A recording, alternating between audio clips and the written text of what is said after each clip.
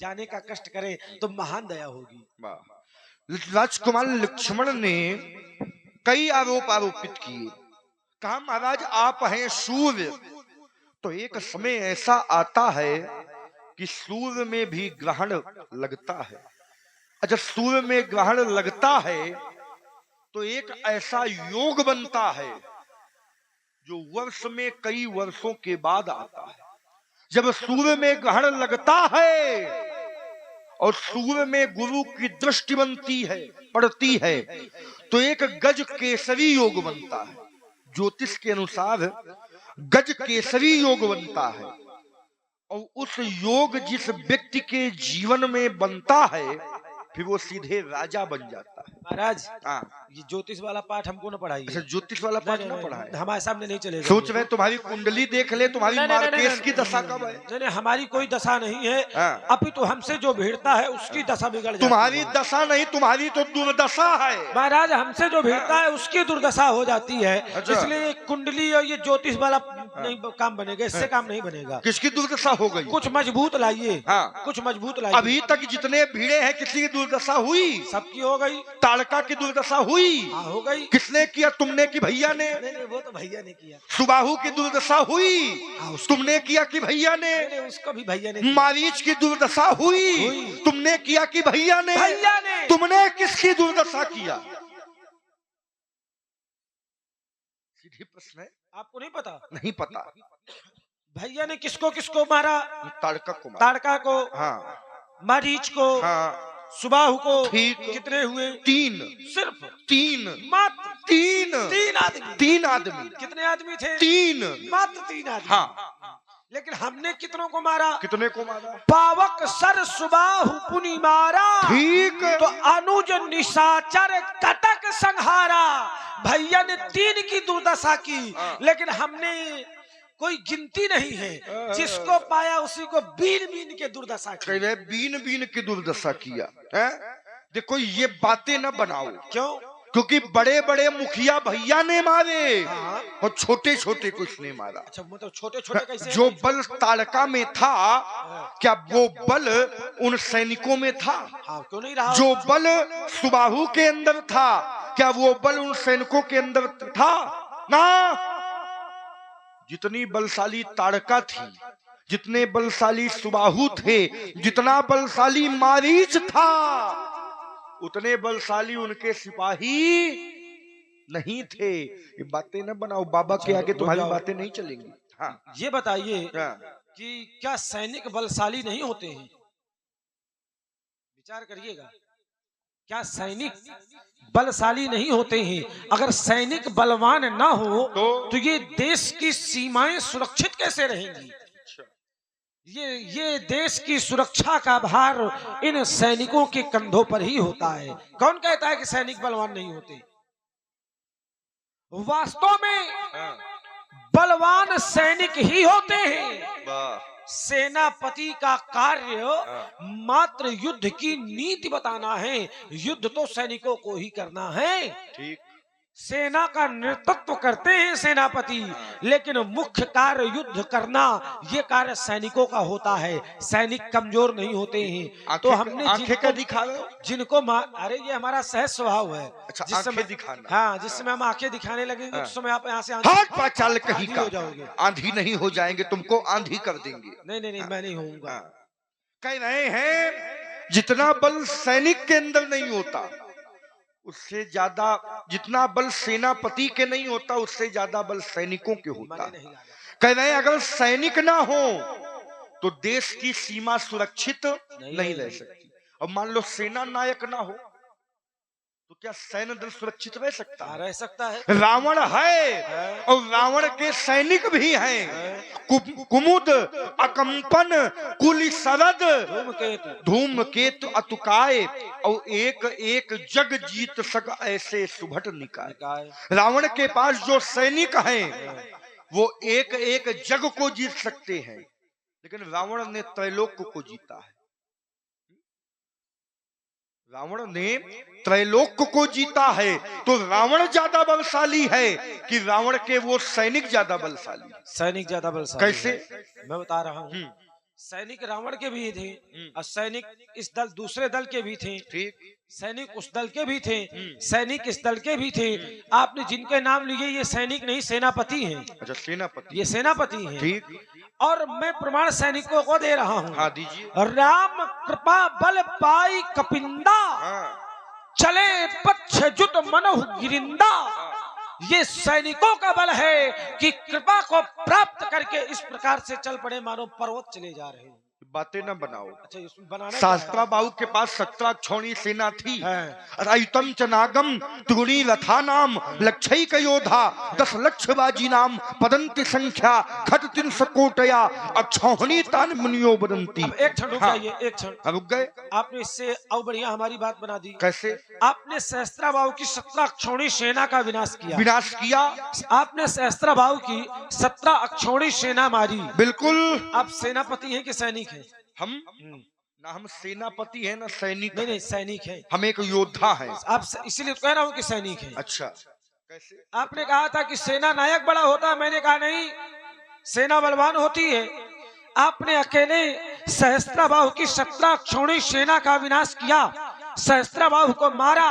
आप सेनापति नहीं, आप मात्र एक योद्धा हैं, एक वीर हैं, एक सैनिक हैं जो अपने धर्म के लिए लड़ा है, जो अपने वंश के लिए लड़ा है। आप सैनिक हैं, सेनापति नहीं। फिर भी आपने मार दिया। अच्छा। तो आप बलवान हैं कि वो सेना नायक? ये बातें न बनाओ। अच्छा, बनी बनाई है, बनाना क्या है? एक नगर में एक बंदर घुस गया था, फल को खाने गया बाग में। अब बाग में फल खाया, वृक्ष उखाड़ा और जितने सैनिक थे उनको मारा, लेकिन सैनिक उस बानर का बाल भी बांका नहीं कर पाए। सैनिक थे लेकिन सैनिक उस बानर का एक रुआ तक टेढ़ा नहीं कर पाए। जब सैनिकों से काम नहीं चला तो सेनापति को भेजा गया। ये बताइए। हाँ। कि अब देख लो, इसी बात को उल्टा कर दो। उल्टा करो। जो बंदर गया था, हाँ। वो क्या था? वो हाँ। सेनापति था। सेनापति था। हाँ। मैं कहता हूँ कि सैनिक था। सैनिक था। कैसे? अब हमारी बात है तो अपनी बात हम हर प्रकार से बना लेंगे। जी बताएं। जो बंदर गया था उसने सैनिकों को मारा, सेनापतियों को मारा, तो वो भी तो सैनिक ही था। बस अंतर ये है कि जिसको मारा वो सेना थी अधर्म की, लेकिन वो सैनिक था धर्म का। वो मेरे सरकार का सैनिक था, मेरे सरकार का दूत था। तो उसने जाकर के अधर्म की सेना का विनाश किया। ठीक था। सेनापति तब माना जाता महाराज जब वो सेना लेकर के जाता, जब सेना का नेतृत्व करता, तब वो सेनापति था। उससे पहले युद्ध तो हुआ नहीं था। जहाँ के ये वृतांत है वहाँ अभी तक युद्ध नहीं हुआ, और युद्ध के समय सेनापति नियुक्त किए गए थे, युद्ध के पहले नहीं। युद्ध के जब युद्ध प्रारंभ होने वाला था तब सेनापति नियुक्त किए गए थे, इसलिए उस समय वो सैनिक था। अब आप सोचिए कि एक सैनिक अधर्म की नगरी में जाता है और जाकर के तमाम पापियों का विनाश करता है, तो सेना बड़ी है कि सेना बलवान है कि सेनापति बलवान है? देखो, बल की बात करोगे तो बात अलग हो जाएगी। कहे अलग हो जाएगी? कहे क्योंकि भाई उसका कारण है, मैंने कहा कि मैंने सेना को मारा, तो आपने कहा कि सेना थोड़ी बड़ी होती है, बड़े सेनापति होते हैं। मैंने कहा नहीं, सेना बड़ी होती है, सेनापति से बड़ी सेना होती है। तो आपने कहा ऐसा नहीं, तो मैंने अपनी बात को प्रमाणित कर दिया कि सेना बड़ी है। जाकर उसने सेनापतियों को मारा। अब कहो कि हाँ लक्ष्मण तुम वीर हो। कहे वीर हो, क्योंकि वीर नहीं हो, खाली वीरों की तस्वीर भरो। जबरदस्ती वीर हो। तुम कह रहे हो सेना लेकर नहीं गया, सेना लेकर गया था, लेकिन सेना को पीछे ही छोड़ दिया था। कौन? जिस व्यक्ति की तुम बात कर रहे हो। सेना लेकर के नहीं गया था। उसमें भी मुखिया थे। अच्छा, मुखिया थे? मुखिया थे, सेना नहीं थी। अब मुखिया कौन होता है? मुखिया थे जो अपनी अपनी सेना के नायक थे, जो मुख्य थे, सचिवगण थे। जैसे जाम्बवान, अन्य इसलिए कि हर उसका नहीं, सबका नाम लेना अभी उचित नहीं है ना। ये भी तो थोड़ी मर्यादाएं भी तो हमको देखनी पड़ेंगी। तो वहां पर सेना नहीं थी ना, क्योंकि उस समय सेना का गठन ही नहीं था। अच्छा, जिस समय का ये वृतांत है, सेना को पीछे छोड़, अच्छा चलिए मैं आपकी बात मान भी लूं, जैसे तो पीछे छोड़ के गया था, मतलब यानी सेना को वो सारे जाने में असमर्थ थे। असमर्थ थे? हाँ। कैसे असमर्थ थे? समुद्र को पार करने में वो असमर्थ थे, ठीक। इसलिए उनको छोड़ दिया गया। हाँ। और जो समर्थवान थे वो चले गए। जाकर के उन्होंने अधर्म रूपी सेना का विनाश किया। हाँ। एक योद्धा ने, एक सेवक ने, एक दास ने जाकर के उन सब का विनाश कर दिया। उसी प्रकार इस दास ने भी बहुतों का विनाश किया। ये तुम्हारे मुख से शोभा नहीं देता क्या कि जो तुम कह रहे हो वो सामर्थ्यवान नहीं थे। अरे उस दल में तो जामवंत जी महाराज थे। निज निज बल सब काहू भाखा, हाँ। पार जाई पर संशय राखा। हाँ। अपना अपना बल सभी ने बताया। बताया। कोई कहता है मैं जा तो सकता हूँ लेकिन आ नहीं पाऊंगा। अच्छा, आ नहीं पाऊंगा। कोई कहता है मैं इतने योजन जा सकता हाँ। हूँ। और जिनका आप नाम ले रहे हैं जी, वो कहते हैं कि मेरा समय था। समय था। अब वो वृद्ध अवस्था को प्राप्त हो जाते हैं उस समय पर, तो उस समय उनके पास भी वो सामर्थ्य नहीं है कि जाएं और वापस आएं। अच्छा, वो समर्थ नहीं है उस समय नहीं। उसी योद्धा ने है। उस सम्रांगण में जो उस दल का सेनापति था उसको ही पछाड़ा था। ये देखिए महाराज, हाँ। ये विषय अलग हो जाएगा। हाँ, कैसे बात अलग हो जाएगा? ये विषय, बात यहाँ समुद्र को पार करने की है। हाँ। तो वहाँ जितने भी थे सबने अपनी अपनी क्षमता बताई। हाँ। जिसकी आप बात कर रहे हैं उन्होंने भी कहा कि एक समय था हाँ। जब मैं 7 प्रदक्षिणाएं की थी मैंने पृथ्वी की। कितनी घड़ी? उभय घड़ी में। पृथ्वी की उभय घड़ी में। अच्छा। वामन भगवान ने जिस समय पृथ्वी को नापा था उस समय पर, ठीक। लेकिन अब वो समय तो रहा नहीं। हाँ।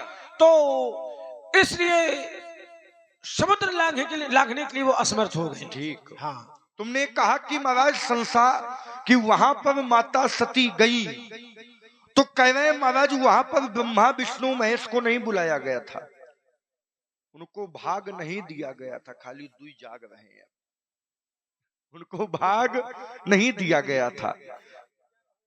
अच्छा ठीक है, विचार कीजिए।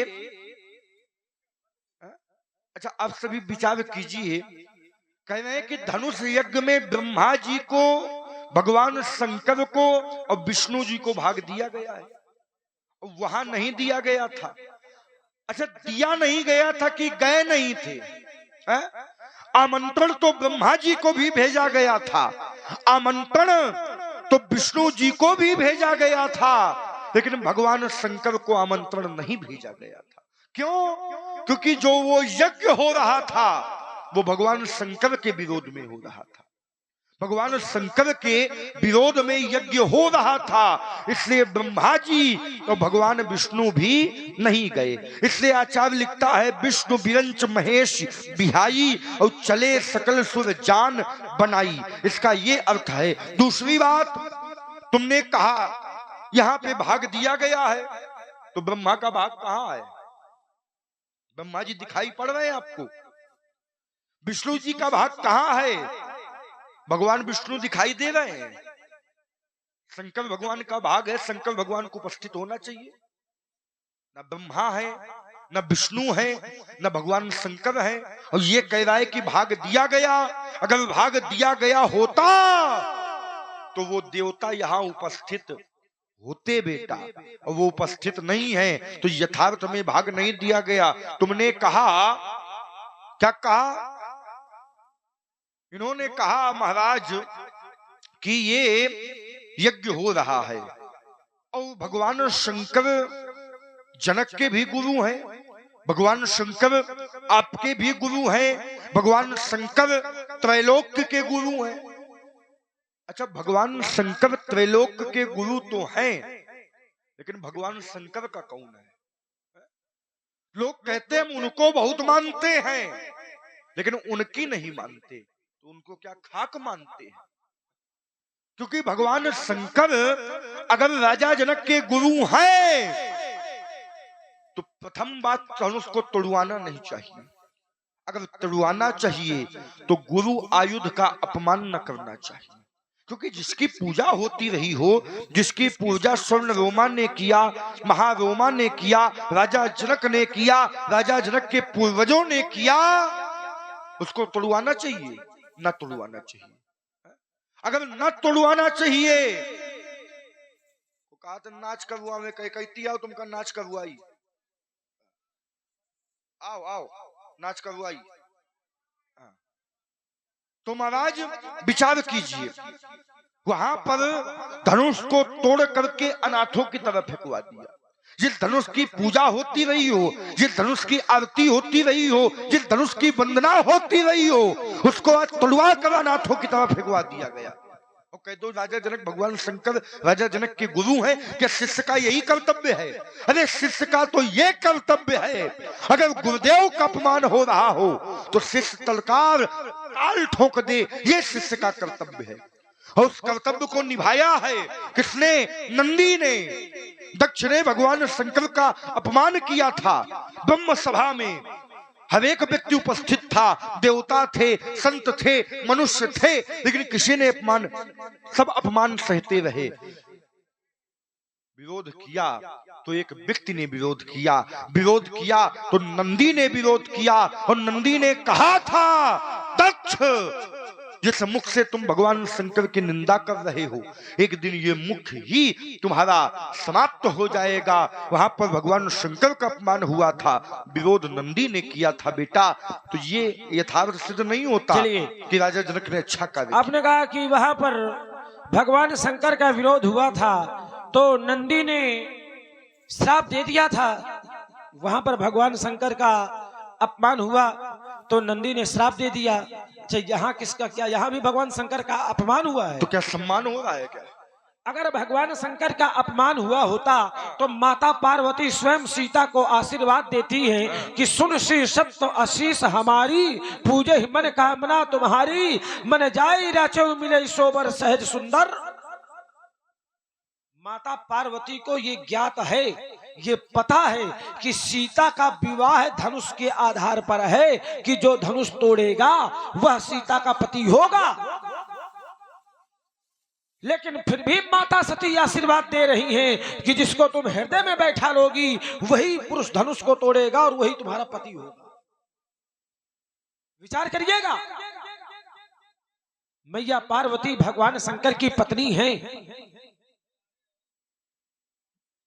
मैया पार्वती भगवान शंकर की पत्नी है और वो स्वयं सीता जी को आशीर्वाद देती हैं कि जिसको तुम हृदय में रमा लोगी, बैठा लोगी, जिसको तुम चाहोगी वही व्यक्तित्व धनुष को तोड़ करके तुम्हारा पति बनेगा।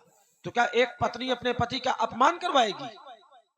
विचार करिए ना। इसलिए यहाँ भगवान शंकर का अपमान नहीं हुआ। आइए इसी बात को मैं आपकी और बातों से भी काटे देता हूँ।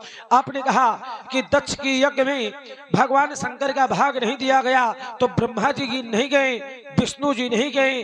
वहां दक्ष की प्रशंसा ब्रह्मा विष्णु ने नहीं की, ठीक नहीं गए। बोले मिथिला में कहाँ भाग है? महाराज मिथिला में ब्रह्मा विष्णु महेश सब उपस्थित है।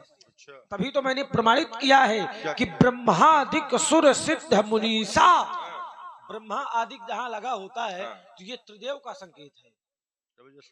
कैसे नहीं बताइए भाई, देवता त्रिदेव और संत तीन होते हैं। तो ब्रह्मादिक यानी त्रिदेव, सुर यानी देवता, सिद्ध मुनीसा संत आ गए सब। जोड़ लो। अरे तो जुड़ा जुड़ाया है महाराज। तो सभी धनुष तोड़ने वाले की प्रशंसा कर रहे हैं, सभी धनुष तोड़ने वाले की प्रशंसा कर रहे हैं, जय जयकार कर रहे हैं सब के सब। अगर धनुष का टूटना अनुचित होता तो आप स्वयं में विचार करिए। दक्ष की यज्ञ में भगवान शंकर का अपमान हुआ था तो प्रजापति दक्ष की किसी ने प्रशंसा नहीं की थी। विचार करिएगा, प्रजापति दक्ष की किसी ने प्रशंसा नहीं की थी, किसी ने आरती नहीं उतारी थी, किसी ने जय जयकार नहीं की थी। लेकिन जैसे ही यहाँ पर धनुष टूटा है तो धनुष तोड़ने वाले की सबने जय जयकार की है, आरती उतारी है, प्रशंसा की है। और जब प्रशंसा की है तो ये कैसे मान लिया जाए कि धनुष का टूटना अनुचित है? और यदि आपकी दृष्टि में धनुष का टूटना अनुचित है तो आप एक प्रमाण दे करके प्रमाणित कर दीजिएगा, मैं स्वीकार कर लूंगा। देखो ये स्वयंवर था, ये स्वयंवर जो होता है इच्छित होता है और इच्छित स्वयंवर को लक्षित बनाया गया। क्यों? क्योंकि माता पार्वती ने आशीर्वाद दिया था मन जाहि राचौ मिलई सोबर सहज सुंदर सावरो। आशीर्वाद दिया था, जो बर तुम्हारे हृदय में जानकी बस जाएगा तुमको वही बल मिलेगा। महाराज हाँ। मुझे ऐसा लगता है, कैसा लगता है कि जब तक माता पार्वती ने आशीर्वाद नहीं दिया, हाँ। तब तक तो ये धनुष यज्ञ था, लेकिन जब माता पार्वती ने आशीर्वाद दे दिया तो तब स्वयंवर हो गया। अच्छा, तो स्वयंवर हो गया। हाँ, क्यों? क्योंकि हम भी मिथिला में जी। धनुष यज्ञ सुन के आए थे। हाँ। धनुष यज्ञ सुनि रघुकुल नाथा, ठीक। हर्ष चले मुनिवर के साथा। धनुष यज्ञ सुन करके आए थे, लेकिन जब माता देखिए, पहले माता पार्वती का आशीर्वाद है। जब माता पार्वती ने आशीर्वाद दे दिया कि मन जा हीरा चेऊ मिले सोबर, तो उसके बाद हमसे कहा गया कि सी स्वयंवर देखी जाई। जब तक माता पार्वती ने आशीर्वाद नहीं दिया तब तक तो ये धनुष यज्ञ था, लेकिन जब माता पार्वती ने आशीर्वाद दे दिया तब यहाँ से बन गया कि सी स्वयंवर देखी जाई। इसका है धो दे बढ़ाई, यानी बीचे से रास्ता बंद कर देते। तब हमको यहाँ से बुलाया गया कि व्यक्ति वहां तक पहुंच ही ना पावे। पहुंचने न देंगे। तुमने कहा कि पहले तो यज्ञ था, बाद में स्वयंवर बन गया। तो स्वयंवर किसको कहते हैं?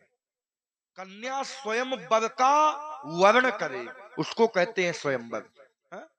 उसको कहते हैं स्वयंवर। अब विचार कीजिए आप सभी, ये इच्छित स्वयंवर था कि लक्षित स्वयंवर था? इच्छित माने कन्या अपनी इच्छा से वर का वर्ण करे, लेकिन यहां जनक ने कह दिया सो पुरारी कोदंड कठोरा राज समाज आज जेहि तोरा। तो त्रिभुवन जय समेत वैदेही बिना ही विचार बरो हठ। वो था इच्छित, लेकिन जनक ने बना दिया लक्षित। लक्ष्य रख दिया क्या? कि जो अजगव का खंडन करेगा जानकी उसी को प्राप्त।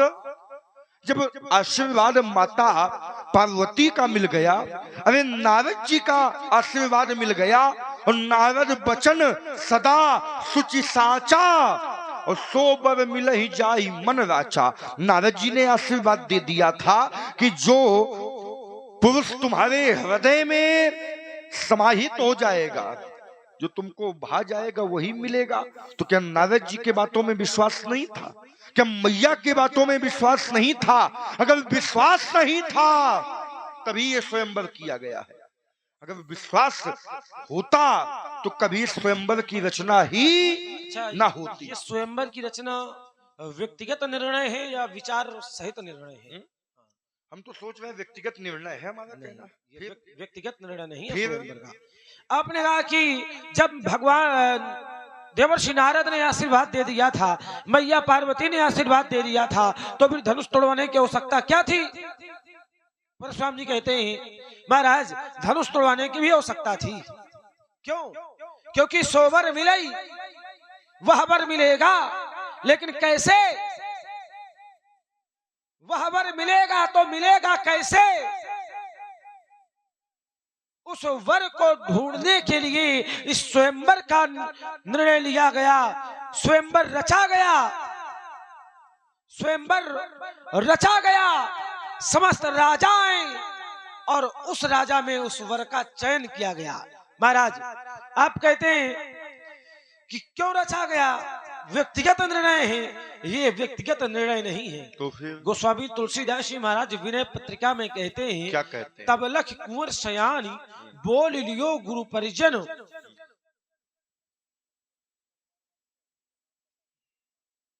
है नहीं है मोए, है नहीं है, उम्मीदों नहीं है, उम्मीदों नहीं है। हाँ। तब लख कुंवर सयान बोल लियो गुरु परिजन, करी मत रचो स्वयंवर। कौनो राजकुमार ना सुना होगी? नहीं, किसी ने नहीं सुना, लेकिन ये है ये विनय पत्रिका में। विनय पत्रिका। गोस्वामी जी कहते हैं कि राजा ने पुत्री को विवाह के योग्य देख करके गुरु को, परिजन को, परिवार को, प्रजा को बुला करके विचार विमर्श करके इस स्वयंवर का विधान रचा, धनुष यज्ञ का विधान रचा। इसलिए ये कार्य उचित है, और जो उचित कार्य का विरोध करे वो कैसा है आप स्वयं समझ लो। अच्छा, विचार किया गया तो पूरा पूरा विचार किया गया। अगर बिटिया का विवाह किया जाए तो 3 बातों का भी ध्यान रखा जाए। जो घर बर कुल होए अनूपा, तो कवि ये विवाह जो सुत ही अनुरूपा। बिटिया का अगर ब्याह किया जाए तो घर देखा जाए कि जिस घर में हम बेटी का ब्याह कर रहे हैं वो घर बिटिया के योग्य है कि नहीं। जिस बर के साथ हम बिटिया का विवाह कर रहे हैं वो बर बिटिया के योग्य है कि नहीं। और जिस कुल में बिटिया का विवाह कर रहे हैं वो मेरी बेटी की योग्य है कि नहीं। तीन बातों का विचार किया जाए, घर का विचार किया जाए, बर पर विचार किया जाए और कुल में विचार किया जाए, तब बिटिया का विवाह किया जाए। अच्छा, धनुष यज्ञ का आयोजन हो गया, विचार करो धनुष को कोनो बूढ़ तोड़ दे तो क्या सीता का विवाह उस वृद्ध व्यक्ति के साथ हो जाता। 10,000 राजाओं ने प्रयास किया था, भूप साहस 10 एक ही 12, 10,000 राजाओं ने धनुष को तोड़ने का प्रयास किया। मान लो 10,000 राजाओं के द्वारा धनुष को टूट जाता तो क्या सीता कोई मंदिर का प्रसाद है जो थोड़ा थोड़ा मर देती है? तो क्या इस निर्णय को तुम अच्छा कह रहे हो? बिल्कुल अच्छा निर्णय नहीं है। अगर विचार किया होता तो विचार भी उपयुक्त किया होता। विचार किया लेकिन विचार विनय उनका उचित नहीं। अच्छा ये बताइए, हाँ, पूछिए पूछिए कि जैसे आपने कहा कि जो घर बर कुल होई अनूपा, नहीं है नहीं, हम मंगा रहे हैं, ठीक तो करी विवाह सुत ही अनुरूपा। अनुरूपा घर भर और कुल यदि अच्छे हो तो सुता का विवाह कर देना चाहिए। कर देना चाहिए। अच्छा ये बताओ, हाँ पूछो। कि सीता का विवाह था कि स्वयंवर था? तो स्वयंवर में ही विवाह छुपा था। नहीं, हाँ, पहले क्या था? पहले यज्ञ था। विवाह के पहले क्या था? स्वयंवर। स्वयंवर था। तो क्या स्वयंवर में भी घर भर और कुल देखे जाते हैं? क्यों क्या? हाँ। भाई मैंने क्या कहा? आपने कहा कि विवाह तब करना चाहिए, कब? बोले जो घर भर कुल होई अनूपा। तो मैंने सीधे आपकी बात को काट के कहा कि ये विवाह था कि स्वयंवर? पहले क्या था? तो पहले था ये स्वयंवर, और स्वयंवर में घर भर और कुल नहीं देखे जाते। स्वयंवर में हाँ। घर भर और कुल नहीं देखे जाते हैं, ये विवाह में देखे जाते हैं। लेकिन स्वयंवर में बालिका कन्या जिसका चयन कर ले, हर स्वयंवर में नहीं, स्वयंवर भी प्रकार होते हैं। नहीं, अपनी बात कहो पहले। हाँ, उसमें भी प्रकार होते हैं। हाँ, नहीं प्रकार ना लगाओ, पहले बात बताओ स्वयंवर को बात बताए, हम पहले से रास्ता बंद कर देंगे। नहीं, स्वयंवर की बात बताओ। स्वयंवर कहते किसको है महाराज? हाँ। स्वयंवर अगर इच्छित है हाँ। तो इच्छित स्वयंवर में बालिका जिस भी पुरुष का चयन कर ले वह पुरुष उस बालिका का पति होगा। लक्षित है तो लक्ष्य को पार करने के बाद, पूर्ण करने के बाद जो व्यक्ति उस लक्ष्य को पूर्ण कर देगा, लक्ष्य का भेदन कर देगा, वह बालिका का पति होगा। एक स्वयंवर होता है शौर्य, जिसका शौर्य सबसे अधिक होगा वह बालिका का पति होगा। तो ये स्वयंवर था पहले। ये स्वयंवर था। हाँ, शौर्य स्वयंवर। शौर्य और लक्षित। अच्छा, लक्षित और दो स्वयंवर होते हैं। नहीं, ये दोनों था इसमें। अच्छा, क्यों? हाँ। क्योंकि लक्ष्य रूप में रखा था धनुष, हाँ। कि जो धनुष को तोड़ेगा वो सीता का पति होगा। हाँ। और उस धनुष को तोड़ने में आवश्यकता थी शौर्य की। हाँ। इसलिए दोनों। हमारी बात वहीं पे खड़ी है बेटा। कौन सी? हाँ? कौन सी? तुम कह रहे हो लक्ष्य शैव स्वयंवर था, जो धनुष का खंडन कर देता उसका ब्याह सीता के साथ हो जाता। मान लो कोई वृद्ध राजा तोड़ देता तो 6 साल की बिटिया का ब्याह उस बूढ़े राजा के साथ कर दिया जाता।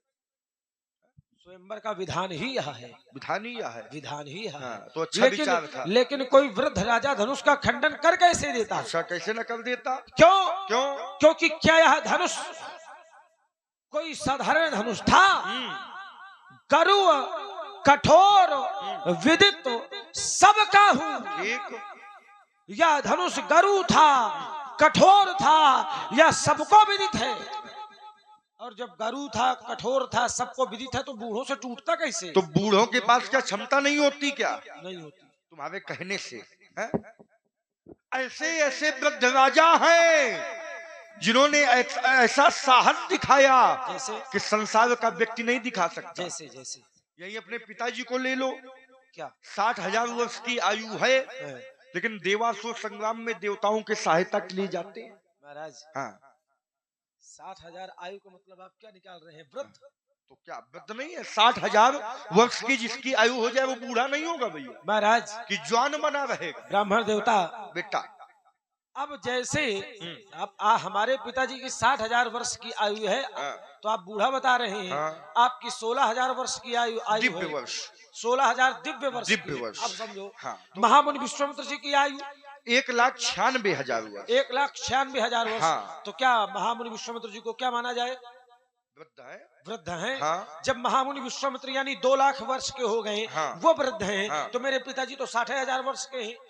देखो विश्वामित्र जी में और तुम्हारे पिताजी में बड़ा अंतर है। जैसे विश्वामित्र जी हैं वैज्ञानिक, अब वो ऐसी औषधियों की खोज करेंगे कि उनके जीवन में चैतन्यता बनी रहेगी। अब रुकिए, विश्वामित्र जी हैं ज्ञानी, हमारे पिताजी भी हैं ज्ञानी। अच्छा, विश्वामित्र जी हैं विज्ञानी। तो राजाओं के यहाँ विज्ञान आयुर्वेद ये सब वैसे भी रहता है। जबरदस्ती ना लगाओ। अरे तो लगाया है महाराज। तो बात अभी बनेगी नहीं आपकी? नहीं बनेगी। अच्छा, बनने नहीं देंगे। तुम नहीं बनने दोगे? तुम बना नहीं सकते, बिगाड़ सकते। देखो आके बैठ गए। अगर तुम नहीं बनाओगे तो ये बनाएंगे। लेकिन बात बनेगी आज। अब बात बनी है बेटा। यहाँ पर अगर विचार कीजिए आप सभी, अगर पण अच्छा होता। और ध्यान दे, ये हमारे आगे पंडित श्री विकास जी द्विवेदी जो ब्यास जी हमारे हैं, इनकी तरफ से 501 मुद्रा है। सुंदर परशुराम जी और लक्ष्मण जी के चरणों में भेंट जाए। कोट को साधुवाद। 5 के आगे 2 शून्य की जगह 1 शून्य और लगा देते हैं, इतने काफी है। ये पूछ के आना पड़ेगा कनुआरा। विचार कीजिए, अगर पण अच्छा होता तो यहाँ के लोग पण की प्रशंसा करते, अपनी निंदा न करते। यहाँ के लोगों ने पण की निंदा किया है और शास्त्र ने कहा कि हारी विधि बेग ये जनक जानताई अम्मती हमार ते ही दे ही सुहाई, क्योंकि बिनु भंजे भव धनुष विशाला मेल ही राम सिय उर्माला। यहाँ के लोगों ने कहा था भगवान शंकर के धनुष का खंडन ना हो और सीता को मनचाहा वर भी मिल जाए। तो यहाँ के लोगों ने क्यों विरोध किया बेटा? गणपण अच्छा था महाराज। बेटा ये जो विरोध है तो ये विवेक जनित नहीं है। अच्छा, ये विवेक रहित विरोध है। विचार करिए, आचार्य कहते हैं, क्या कहते हैं? सब कर संशय अरु अज्ञानु, सब कर संशय अरु अज्ञानु, मंदो महीपन करो अभी। यहाँ के जो नर नारी थे उनके हृदय में ऐसा संशय था कि ये राजकुमार, यह व्यक्ति देखने में बहुत सुकुमार है, अंग बड़े कोमल हैं, धनुष बड़ा कठोर है। संजय भैया आपको ब्यास जी बुला रहे हैं। ये तोड़ पाएंगे या नहीं, ऐसा संशय था इन सबके मन में। तभी तो आचार्य कहते हैं सब करो संशय अरु अज्ञानु, मंदो मही बन कर अभिमानु। भृगुपति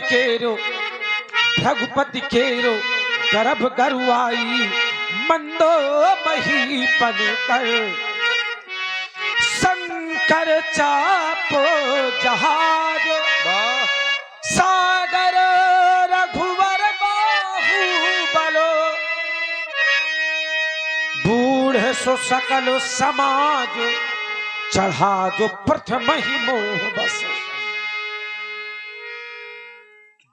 यहाँ के इन सभी के मन में ये मोह हो गया था कि यह सुकुमार व्यक्तित्व धनुष को तोड़ पाएंगे कि नहीं। और जब नहीं तो विश्वास सबके मन में था, ऐसा नहीं कि इनके मन में विश्वास नहीं था। यहाँ पर आए सभी नर नारियों के हृदय में ये विश्वास था। आचार्य कहते हैं असप्रतीत सबके मन माही, अस प्रतीत सबके मन माही और अमुखो चाप तोड़ब सको नहीं। सभी के मन में ऐसा विश्वास था कि अमुख व्यक्ति धनुष को तोड़ देंगे, इसमें संदेह नहीं है। तो इनके अंदर मोह था कि संशय था। दो शब्द हैं, एक है मोह और एक है संशय। संशय संशय था यहाँ के लोगों के अंदर। क्या जानकी जी के अंदर भी संशय था?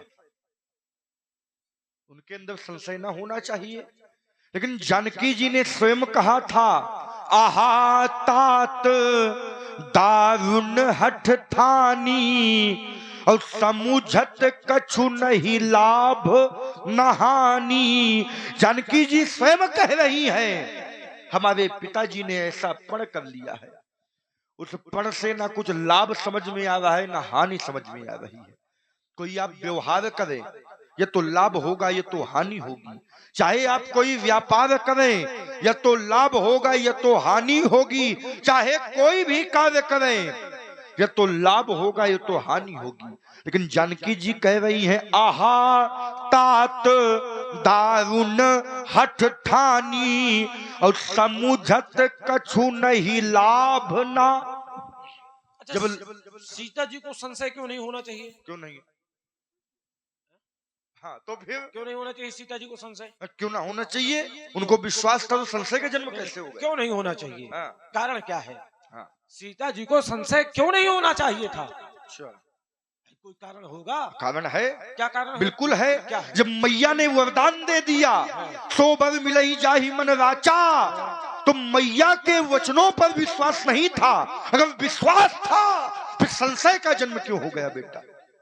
महाराज, मैया के वचनों पर तो विश्वास था, लेकिन इसलिए क्योंकि सीता जी ने जब उस वर को अपने हृदय में रमाया था, तो हस्ताक्षर तो मैया ने ही किया था। हस्ताक्षर कर दिया था। हाँ, हस्ताक्षर तो मैया ने ही किया मोहर था। भी लगाया था। बिल्कुल, वही तो कह रहा हूँ। ठीक। विश्वास तो था, लेकिन उस अमुख का रूप देख करके, उसका स्वरूप इतना सुंदर था, इतने कोमल अंग प्रत्यंग थे कि उनको देख करके मोह उत्पन्न हो गया। अच्छा, कहाँ जाए? भजन करो। ये भजन का वजन दिख रहा है बेटा। ऐसे जाड़े में कहे जीव दे है, जीव नहीं दे रहे। बाबाओं का काम है जाड़े में जीव देना। जाके देखिए कितने पड़े हैं। पूजा पाठ करो। पूजा पाठ करना संतों का धर्म है। भिक्षा मांगो। भिक्षा वाले बाबा नहीं है, ना सीधा बाबा है, ना सीधा वाले बाबा है। इसको समझा दो ना तो भी धौंक देंगे, फिर हमको दोष ना देना। देख लो, ये भी भोलेनाथ के पुजारी है। कहते सांप नहीं लाओ का। महाराज, नहीं तो धनुष उठावेंगे तो क्या होगा? धनुष पर बाण चढ़ावेंगे। चढ़ा लो बेटा, ज्यादा कुछ नहीं होगा। क्या होगा? इतना होगा कि कल प्रातःकाल समाचार पत्रों में बड़े बड़े शब्दों में अंकित हो जाएगा। क्या अंकित होगा? कि लक्ष्मण के विकराल क्रोध के आगे परशुराम जी जर के स्वाहा हो गए। ये न लिखा जाएगा। क्या आएगा कि परशुराम जी ने लक्ष्मण जी की जाड़े में दुर्दशा किया, ये लिख कर आएगा। चक्कर में दुर्दशा किया, जाड़े में दुर्दशा की। हाँ। अनुकूल मेरे घर रहोगे। हाँ हाँ, अनुकूल मेरे घर रहोगे तो क्या करोगे? तो शायद तुम्हें हम छोड़ देंगे। बारे छोड़ देंगे हरिश्चंद्र के वंशज। प्रतिकूल बोलोगे, प्रतिकूल बोलोगे गर्भुनी, तो फिर नस नस तुम्हारी तोड़ देंगे। कह रहा है नस नस तुम्हारी तोड़ देंगे। नस तोड़ी जाती है कि काटी जाती है? बेटा, नस तोड़ने की चक्कर में ना रहना। इसलिए दशरथ के नंदन पर जई हो दुख फंदन में, हाथ चली है भगुनंदन को फरसा रणबंका है, तो यह ना दिखाए गुरु बाबा समेत यहाँ मची है संगम में समर भयंका है। माता सुमित्रा की गोदी करो खाली आज, और जई हो महेंद्राचल बजा कर लीटंका है। मेरे सन्मुख कितने आए, मेरे सन्मुख कितने आए, घोर घमंडी काले, तो मिट्टी में मिल गए सभी, जो पड़े हमारे पाले। छाती न ठोको, छाती फट जाएगी, क्योंकि जो माटी में मिल गए वो माटी के सेव रहे होंगे। लेकिन परशुराम माटी का सेव नहीं है। दशरथ के नंदन पवजई हो दुख फंदन में, चली है भगुनंदन को फरसावड़ बंका है तई हो ना दिखाए, गुरु बाबा समेत यहाँ मचहेर संगर में समय भयंका है। माता सुमित्रा की गोदी करो खाली आज, और जय हो महेंद्राचल बजा कर नील डंका है। सभा से भाग जाओगे मुनि, जिस समय धनुष संभालेंगे, पड़ोगे चक्कर में धनुष का छाती में अखर है, नहीं ये नेक दब सकते, जगत की चंद्र तन लज्जा विषम काल खा लेंगे। क्या हो गया? अगर नहीं के जाते हो जगत के वीर सिंहों को, अपने फरसा दिखाते हो। ये खोपड़ी में चढ़ रहा है, थोड़ी सी छूट दे दिया तो छाती में चढ़ रहा है। बुरे कर्म का बुरा नतीजा, इसलिए बेटा करके निछत भूमि छाड़े 21 बार वीरों को बनाता। मैं काल का चवेना था, छिन छिन था, मैंने ब्राह्मणों को दी ही दान, जिसके समक्ष कभी उत्तम न देना था। और देश बालक विचार छोड़ता हूँ, नहीं तो रहते कुठार में सुनता न थे था। जानते नहीं हो बेटा, और जरूरी था जान लेना, कैसे प्राण बचे थे पिता दशरथ से पूछ ले। महाराज वातावरण के अनुसार कृपया उचित दूरी बना करके रखें। तो हाँ, उचित दूरी बहुत है जरूरी, क्योंकि वातावरण के अनुसार उचित दूरी बनावे। बिल्कुल नहीं तो अभी बताता अभी जताता, फिर ना कभी बताऊंगा मैं बन जाऊंगा खाल तुम्हारा, गीत लेके गाऊंगा, नाचेंगी छम छम, नाचने दो, मैं उग्र रूप जब धारूंगा। क्या कर रहे हो? ऐसा कहे चौंक रहे हो। कह रहा है उचित दूरी बनाओ, खोपड़ी में खुदे चढ़ा। पत्थर की चट्टानों में मैं पटक पटक कर मारूंगा, मैं पटक पटक कर मारूंगा, तुम सटक सटक कर भागोगे। कह रहा है पटक पटक कर मारूंगा। सिधाई का जमाना नहीं रहा भैया, हमने आशीर्वाद दिया तो कह रहा है पटक पटक कर मारूंगा।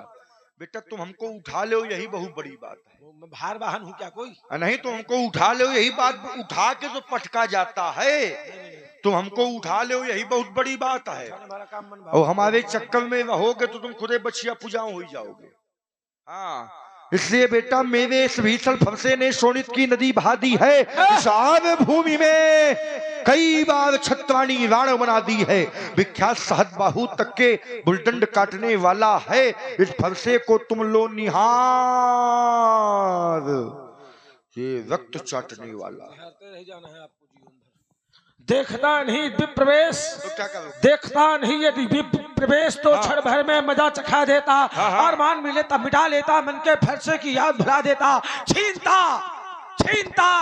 इतना कह चौंक रहे हो? मार थोड़ी चौक थोड़ी में सावधान हुई रहे। छीनता धनुष बाण फरसा करके घनघोर दिखा देता, ना मुंजी सभी भुला देता, छीन लेता परसु, और सीधे महेंद्रांचल की रास्ता पकड़ा देता। तुम हमको क्या महेंद्रांचल की रास्ता पकड़ाओगे? कवि के निछत भूमि छाड़े 21 बार।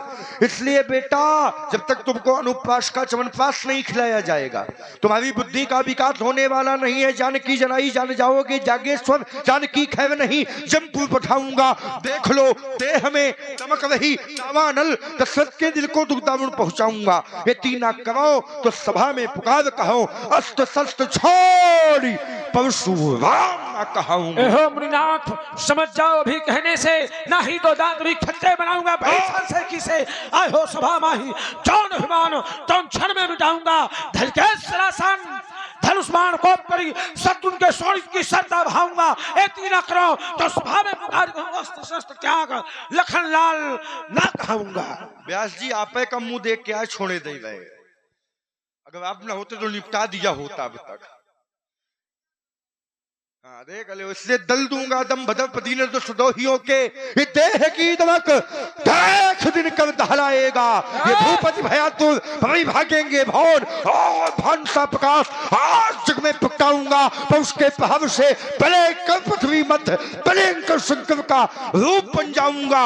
ये तीना करो तो सभा में पुकार कहो, अस्त्र शस्त्र छोड़ी परशुराम ना कहो। इस राजमम क्रोध को नहीं महाप्रलय में मचाऊंगा। लाल लाल आंखें कर मोह जो डरवे रे ज्योति को फूलों के पल में बुझाऊंगा। साए साए तीर चले सारे नहुमंडल माही, ऐसी महाप्रलय मैं मचाऊंगा। एती ना करो तो सभा में पुकार कहो, अस्त्र शस्त्र त्याग लखन लाल ना कहा। मेरे इस विशाल फरसे ने शोणित की नदी बहा दी है। इस आर्य भूमि में कई बार छत्रवानी राण बना दी है। विख्यात सात बाहु तक के फुलडंड काटने वाला है। इस फरसे को तुम लो निहार, ये रक्त चाटने वाला है। नाथ मोई सेखी दिखाओ नहीं सारी सन सेखी में धूल में मिलाऊंगा। उछल कूद मोह जो फरसा दिखाए रहे, फरसा को छीन। और श्री आदरणीय राम सहोदर राजपूत जी, श्री राम सहोदर राजपूत जी अमूंद वाले रामलीला समिति के कोषाध्यक्ष जी ग्राम करही, आपकी ओर से 101 पुष्प मुद्राएं भगवान परशुराम जी लक्ष्मण जी के चरणों में सादर समर्पित करते हैं। बहुत बहुत साधुवाद। इस फरसा को छीन आज नदी में बहाऊंगा। मारते हुडीन जो भी की बार बार पटक आज मैं धूल में मिलाऊंगा। एती ना करो तो सभा में पुकार कहो, अस्त्र शस्त्र त्याग लखन लाल ना कहूंगा। मैं इससे बेटा तुमने अपने वक्तव्यों को प्रस्तुत किया, इसलिए नरसिंहों से मत टकराना। नरसिंहों में बसे भवानी, और जिसने हमसे लोहा मांगा फिर उसने मांगा पानी। तो फिर मेरे भी मन भाया है।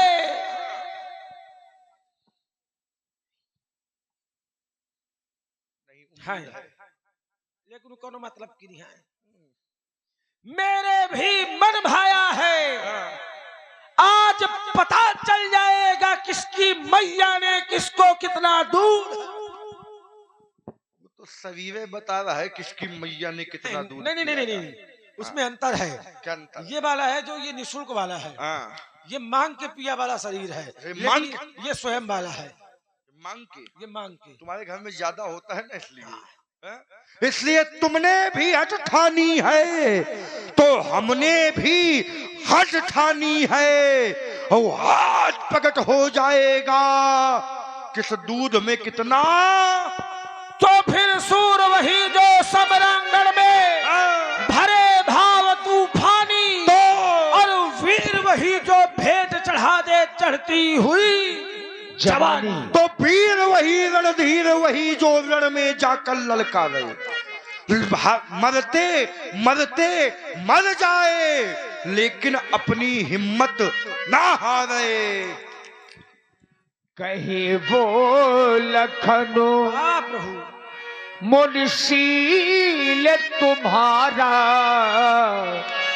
को नहीं जानो विदित संसार। वास्तविकता ये है कि इतना समय जो भी समय हम लोगों ने ये तर्क में लगाया प्रभु जी सरकार, तो ऐसा लग रहा था मानो ये वर्षों के समान जा रहा हो। अरे आप हमारे अपने हैं सरकार, इसलिए कि श्रोता को वक्ता को श्रोता की बहुत बड़ी आवश्यकता होती है। बहुत बड़ी से ज्यादा अपना भला कौन होगा। बिल्कुल सत्य है। तभी तो मैं जानता हूँ एक आप हैं कि एक ये हैं जिन्हें हम हृदय में बसाए हैं। माता पिता ही और भयनी के गुरु ऋणे रहा सोच बड़े जी के। माता और पिता के ऋण से आप भली भांत उड़े हो गई। गुरु का ऋण शेष बचा है। सोजनु हमरे माथे काढ़ा दिन चली गयो ब्याज बहु बढ़ा। इस संसार में अगर कोई कर्ज लेता है तो अपने माथे लेता है, लेकिन ऐसा लगता है कि परशुराम जी ने कर्ज तो लिया ऋण तो लिया किंतु हमरे माथे काढ़ा। बहुत दिन व्यतीत हो गए, ब्याज अधिक बढ़ गया, जो बढ़ गया सो बढ़ गया, अब बढ़ने ना दिया जाए, क्या किया जाए। अब आंडिये बेहारिया बोली तुरंत देव में थैली खोली। अब आप अपने व्यवहारियों को बुला ले, मैं थैली खोल करके सारा लेखा जोखा किए देता, जो बाकी रहा गुरु का ऋण वह मैं सारा निपटा दूंगा। ले आए आप महाजन को, कर्जा मैं सभी चुका दूंगा। जी महाराज, हमारे समिति के आदरणीय कोषाध्यक्ष जी जो व्यवहारी रूप में बचे हैं, क्या बात, सब लोग अपने अपने शयन कक्ष में पहुंच चुके हैं जी। लेकिन हृदय से साधुवाद है जो हमारी समिति के कोषाध्यक्ष जी हैं क्या बात, अमून वाले, उनसे अनुरोध है कि 2 क्षणों के लिए मंच में जरूर आ जाए। आदरणीय हमारे श्री राम सहोदर राजपूत जी, चूंकि समिति का आना इस प्रसंग में जरूरी होता है और चूंकि ज्यादातर लोग पंडित जी युवा हैं, जी जी जी, तो थोड़ा सा युवा हैं तो सो गए होंगे, लेकिन जो बुजुर्ग लोग हैं, सयाने लोग हैं, हाँ भैया थोड़ा सा यूट्यूब वालों से अनुरोध है। हाँ, आदरणीय हमारे श्री राम सहोदर राजपूत जी जो ग्राम करही रामलीला समिति के कोषाध्यक्ष जी हैं, क्या बात, तो थोड़ा सा कवर करें। और आदरणीय हमारे कोषाध्यक्ष जी महोदय आदरणीय श्री राम सहोदर राजपूत जी की ओर से 101 पुष्प मुद्राएं भगवान परशुराम जी लक्ष्मण जी के चरणों में। दादी मंचई में अभी खड़ी हो जाएं 5 मिनट के लिए।